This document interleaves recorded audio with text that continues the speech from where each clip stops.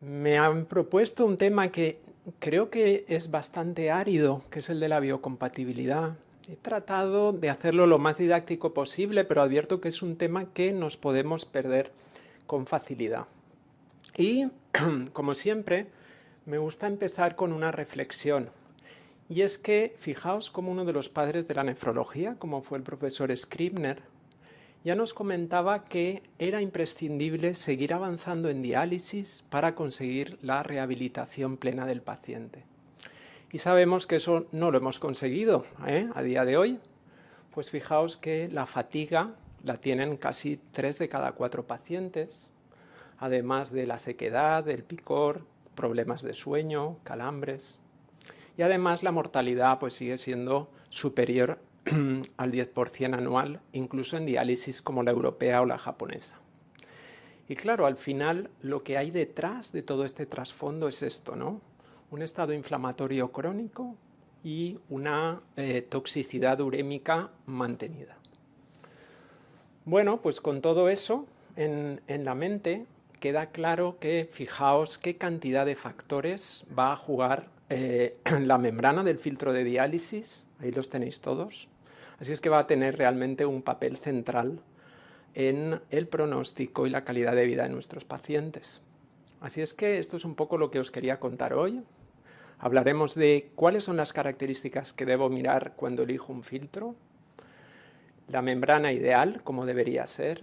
Hablaremos algo de historia, ¿verdad? Del celofán al alto flujo, cómo se clasifican las membranas y hablaremos de avances en biocompatibilidad con modificaciones recientes en la fisicoquímica de la superficie. Hablaremos de PMMA, de cambios hidrofílicos, del nuevo triacetato de celulosa modificado. También hablaremos de añadir vitamina E y otros aditivos a nivel de la superficie. Hablaremos también que van de la mano de avances en la eficacia, lo mismo, modificación de la físico-química. Pongo aquí también el tamaño del poro. Hablaríamos también de absorción, pero eso se va a encargar Alejandro. Y por último daré una diapositiva de las membranas del futuro. Bueno, la membrana ideal, ya lo sabéis, no existe, ¿eh? Aquí tenéis un gráfico conforme han ido en los últimos 20 años en PubMed la publicación de artículos relacionados con diálisis y también con los filtros. Y como podéis ver, es un tema que está realmente pendiente de mejorar. ¿Y qué le pedimos a una membrana de diálisis? Pues dos cosas, ¿no? La primera es la eficacia, es decir, que tenga un buen rendimiento, una performance, ¿no?, en la literatura inglesa, pero además que sea lo más biocompatible posible. Ya veremos que ambas cosas muchas veces van de la mano. Fijaos, la membrana, cuando uno analiza la capacidad depurativa del filtro, es sin duda el factor más importante. Y como podéis ver, tanto la densidad del poro como el diámetro del poro es fundamental para definir las tres cosas que tengo que valorar cuando estudio la eficacia de un dializador. Lo primero que miramos es el coeficiente de ultrafiltración, ¿verdad? El CUF de siempre, que nos permite distinguir las membranas de baja, de alta permeabilidad.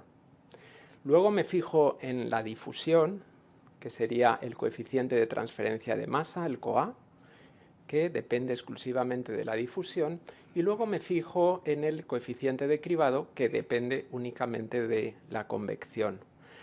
Ambas son digamos, propiedades inherentes a la membrana y que va a depender no solamente de esa densidad de poros, es decir, de la porosidad y del diámetro de la porometría, sino también del material del que está hecho la fibra, como luego veremos. Y es que el problema es que hay una interacción entre membranas y proteínas plasmáticas, de manera que nada más empezar diálisis, en cuanto pasa el primer minuto la sangre, se produce, como podéis ver, un acúmulo progresivo de proteínas, plaquetas, fibrinógeno, que van poco a poco, por un lado, tapando el poro, como podéis ver, va pasando el tiempo, cada vez hay más adherencia, con lo cual va bajando la permeabilidad. Si tenéis un monitor que te va midiendo el CUF, vemos como todos empiezan con un CUF de 75 y en 5 minutos ya está en 50. Es decir, que claro, cuando nos presentan el CUF de un dializador, creemos que es excelente y realmente todo se mide in vitro. Cuando lo haces con personas, pues realmente la eficiencia del dializador cae mucho y lógicamente aquí ya hay parámetros como el hematocrito, las proteínas plasmáticas, etcétera, que van definitivamente a modificar el comportamiento del mismo. Fijaos cómo en poco tiempo, en un par de horas, enseguida esa curva que tanto nos gusta sobre la distribución del poro y sobre todo esta, que intentamos que sea lo más parecido al glomérulo, con el coeficiente de cribado, pues se van desplazando a la izquierda. Es decir, que lo que inicialmente pensamos que es alta permeabilidad, realmente en la última hora de diálisis, pues puede ser perfectamente de baja permeabilidad. Pero es que además esa interacción de afectar a la eficacia afecta al estado general del paciente, de manera que ya sabemos que la diálisis en sí misma puede ser proinflamatoria, añadiéndose a todos los trastornos de inflamación de bajo grado que tienen nuestros pacientes, porque se activa, como veis, cascadas del complemento, de la coagulación, y también se activan células hiperinmunes. De manera que la membrana más biocompatible clásicamente se define como aquella que menos respuesta inflamatoria genera cuando entramos en contacto con ella. Y fijaos cómo aquí a la izquierda tenéis todas las características de la propia membrana, que también es, aparte del factor más importante en la eficacia, lo es también en la biocompatibilidad, en esa interacción, y va a depender de lo rugoso o no, o liso que sea la membrana. Cuanto más liso, pues va a haber menos interacción.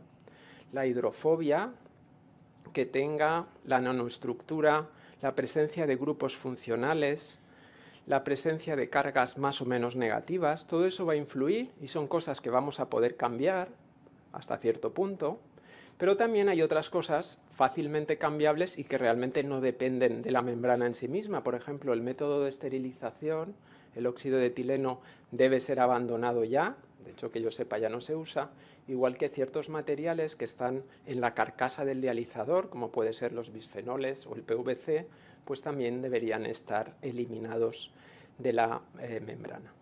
Clásicamente, y en nuestro día a día clínico, podríamos decir que los más importantes fueron, yo no los conocí, en la época de la celulosa, la presencia de grupos hidroxilo que superestimulaban el complemento, pero en nuestro tiempo las membranas sintéticas siempre llevan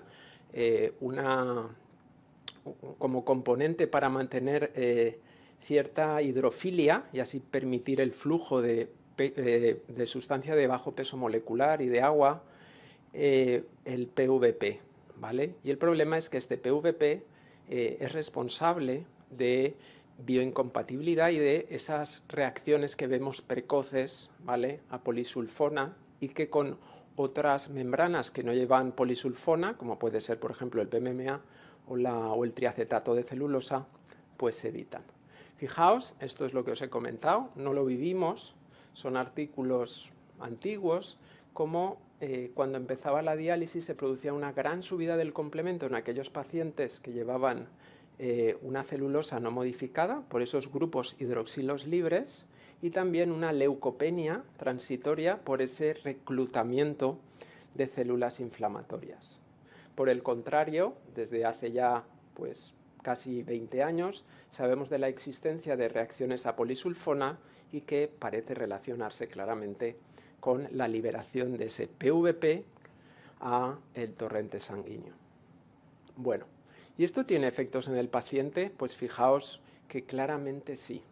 Por mucho que los yanquis se empeñen en no querer ver la evidencia, ¿no?, y no creen en la alta permeabilidad, ni en la hemodiafiltración en línea, ni en las medianas moléculas, ni siquiera en un KTV más grande, realmente con esto lo tienen claro y como podéis ver, utilizar una membrana que no sea o una membrana sintética a día de hoy, exceptuando el triacetato de celulosa modificado, que luego veremos que en realidad ya es una membrana sintética, pues realmente no cabe actualmente porque se relaciona con más riesgo de muerte, infección, inflamación, desnutrición, amiloidosis, pérdida de función renal residual. En ensayos clínicos de fracaso renal agudo, usar una membrana celulósica también genera más pérdida definitiva renal, y también cambios pulmonares, ¿no?, que se observaban pues, por reclutamiento leucocitario, se condensaban,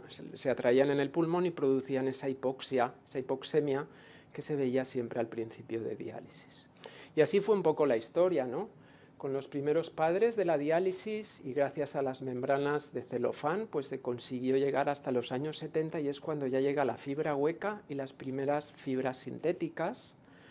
Aparecen entonces las de super alto flujo, las de alto cutoff, que realmente solamente se usan en el fracaso renal agudo, y ya la última evolución, que son las de medio cutoff, ¿verdad?, desde aproximadamente 2017, y que ha permitido, pues, yo creo que llegar al máximo en la viabilidad de aumentar el tamaño del poro con la máxima biocompatibilidad sin pagar el precio de perder albúmina.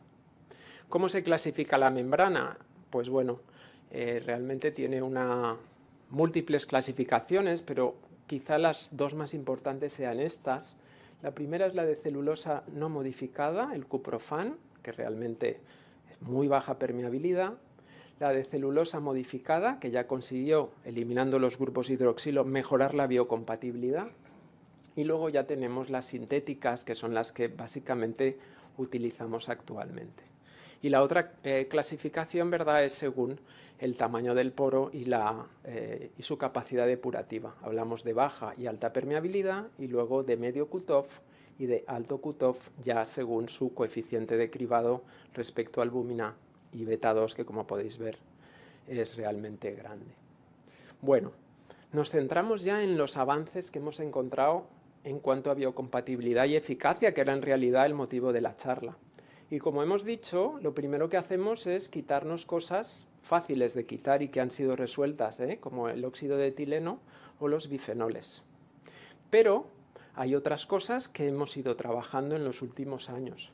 Y es que la modificación físico-química de la membrana y también añadir ciertos aditivos a la superficie pues ha permitido que esa interacción vaya poco a poco disminuyendo. Y de todos los trabajos yo me quedaría con esto porque lo podéis usar mañana ya en la clínica, ¿vale? Una es la membrana asimétrica de triacetato de celulosa. Fijaos, estamos hablando de una celulósica pero súper modificada, de hecho ha dejado de ser simétrica para ser asimétrica. El PMMA de alta permeabilidad NF, la polisulfona hidrofílica NV y la polisulfona también hidrofílica con vitamina E, que es el FX coral. Vamos a ver rápidamente cada uno de ellos. La membrana de triacetato de celulosa, como hemos dicho, lo que ha hecho es modificar tanto, de manera que ahora es asimétrica, es mucho más lisa su superficie, y como podéis ver, respecto a la ya modificada, fijaos cómo disminuye muchísimo la cantidad de sustancias que se liberan a sangre, ¿vale? Eso que se llama eluación, ¿vale? Y además nos permite hasta 30 litros de convección, como si estuviéramos en una polisulfona de alto flujo con, fijaos, una reducción en hemodiafiltración en línea de beta 2 del 80%. Otra opción que podéis usar, que tenemos nosotros experiencia, es el PMMA, ¿vale? El PMMA es una membrana que, a diferencia de las polisulfonas, es simétrica. Eso tiene una ventaja, y es que hay una interacción en todo el poro entre la sangre y la membrana, y eso permite la absorción de ciertas toxinas respecto a la polisulfona, que solamente un 10% es lo que entra en contacto en la sangre. De hecho, tenemos experiencia con unos resultados excelentes tanto para toxinas ligadas a proteínas como, fijaos, buen rendimiento a nivel de beta 2 y de pequeñas moléculas. El problema es que la membrana PMA tenía un problema, y es que producía cambios estructurales que generaban el depósito de fibrinógeno y plaquetas. Pues bien, se ha desarrollado esta modificación del NF que permite que no hayan esos cambios, con lo cual toda la cascada de la coagulación y de las plaquetas se queda obviada.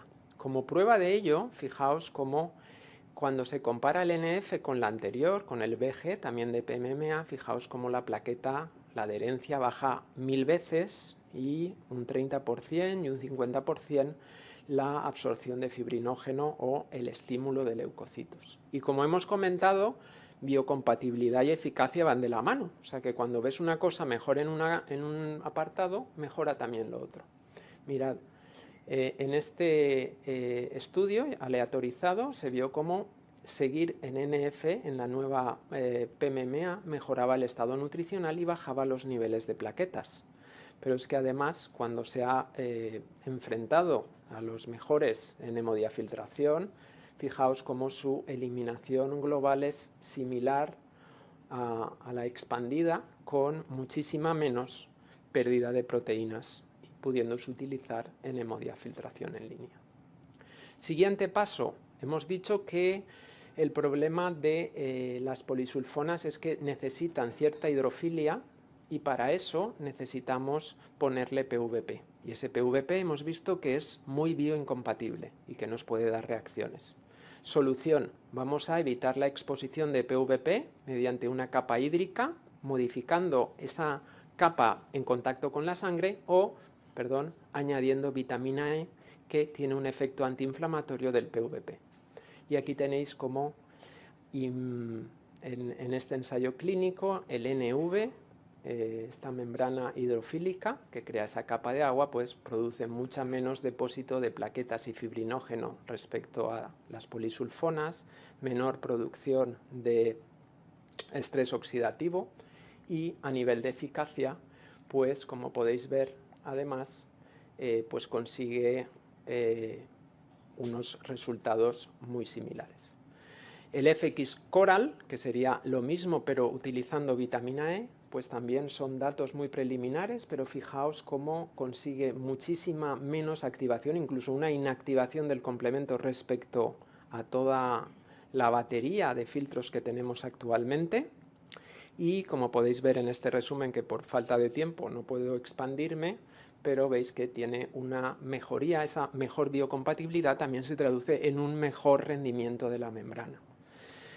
Nosotros tenemos también experiencia en NV y es, por ejemplo, excelente para pacientes que no necesitan heparina, porque como no se produce esa adhesión plaquetaria, realmente estamos haciendo ya hemodiafiltración en línea de alta eficacia, de alto volumen, incluso sin nada de heparina en pacientes que así lo necesitan. La evolución sigue y hemos tenido un aumento, un gran avance con las membranas de medio cutoff, también con adsorción que hemos trabajado. De adsorción nos va a hablar Alejandro. Del tamaño del poro, solo deciros que la hemodiafiltración en línea a día de hoy sigue siendo discretamente superior a la expandida, aunque es verdad que la expandida no necesita un acceso vascular tan bueno, lo cual es una gran ventaja, pero como he comentado antes, tenemos un stop en el tamaño del poro, que es el tamaño de la albúmina, y que por tanto necesitamos la adsorción, como ahora nos ilustrará Alejandro. Si queréis algo de futuro, os digo que ya hace años salió este ensayo clínico en el cual utilizan células tubulares, es un filtro biológico con células tubulares, se hizo en fracaso renal agudo y fijaos cómo aumentó la supervivencia. No sé el precio que será, pero han pasado 15 años y no hay noticias. Lo mismo con este, yo no diría ni siquiera que es portable, diría que es portátil, o sea, no, que es portable, pero bueno, también hace 15 años con buenos resultados, pero claro, este no es el perfil de pacientes. Y igual que este otro ensayo clínico también de hace 12 años o 11, sin noticias, en el cual durante 48 horas este dispositivo consiguió realmente funcionar como un injerto renal. Concluimos entonces diciendo que en los últimos años tenemos nuevos dializadores para optimizar tanto la eliminación como la biocompatibilidad. Una posibilidad es el uso de PMMA en alto flujo, porque permite difusión, convección y adsorción en un solo esquema terapéutico. Acordaos que el PVP parece ser el responsable de esas reacciones precoces a polisulfona y que gracias a las nuevas membranas sintéticas que con esa capa hídrica, con o sin vitamina E, pueden mejorar, evitar esa interacción, con lo cual incluso nos permiten diálisis sin necesidad de heparina. Agradecer como siempre al equipo porque aquí una persona no puede hacer nada y siempre llevo ese backup detrás. Muchas gracias.